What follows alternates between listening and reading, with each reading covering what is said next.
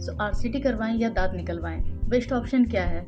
हमेशा पेशेंट इस डिलेमा में रहता है कि उसको आरसीटी करवाना बेटर ऑप्शन है या फिर एक दांत ही निकलवाना उसके लिए बेहतर ऑप्शन है। तो सबसे पहले तो हम ये समझते हैं कि आरसीटी और एक्सट्रैक्शन तक की नौबत क्यों आ जाती है। यदि हमारे दांत में कीड़ा लगता है और कीड़ा सही समय पर उसका इलाज ना करवाया गया हो और फीलिंग के द्वारा उसे सही ना किया गया हो तो धीरे धीरे वो बढ़ते बढ़ते पूरी नसों तक फैल जाता है, जहाँ पर पेशेंट को बाद में पेन आना स्टार्ट होता है। कुछ दिन बाद वहाँ पर पस और इन्फेक्शन का बनना और तेज हो जाता है, जिससे पेशेंट के पास दो ही ऑप्शन बचते हैं, या तो वो रूट कैनाल के द्वारा अपने दांत को बचा सके या तो फिर एक्सट्रैक्शन के थ्रू उसको निकलवा सके। अब बात करते हैं किस केस में आरसीटी करवाना बेटर ऑप्शन है। सो पेशेंट को हमेशा ये समझना है कि आरसीटी अगर जो उसके दांत चबाने वाले हैं और दांतों की जो स्ट्रेंथ है वो अच्छी है और अभी उसे बचाया जा सकता है, तो सब ज़्यादा बेहतर ऑप्शन होता है कि आप आरसीटी में ही जाएं।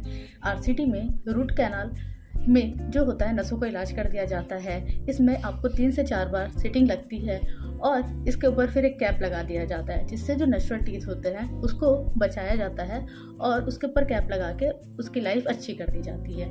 इससे जो आपका एक्सट्रैक्शन के बाद यानी कि जो खर्चा है वो भी कम हो जाता है।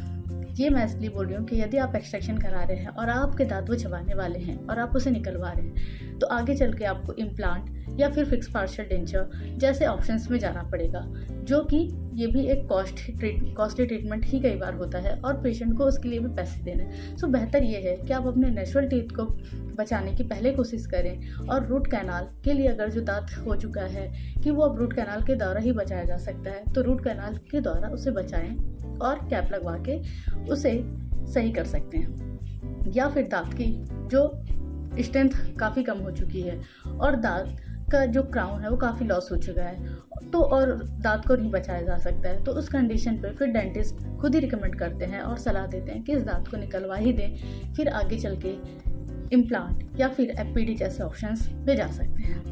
सो बेहतर तो यही होता है कि अगर जो आपके दांतों में कीड़ा लगना स्टार्ट हुआ है और आपको अपने दांतों में भी कुछ काला काला धब्बा जैसा दिख रहा है तो सही समय पर जाके उसका इलाज करवाएं और ट्रीटमेंट ले लें, जिससे वहाँ पर वो फीलिंग द्वारा ही सही हो जाए। और यदि फीलिंग द्वारा नहीं तो रूट कैनाल द्वारा तक ही उसे बचाया जा सके और अपने नेचुरल टूथ को पहले बचाने के लिए पहली प्रेफरेंस दें।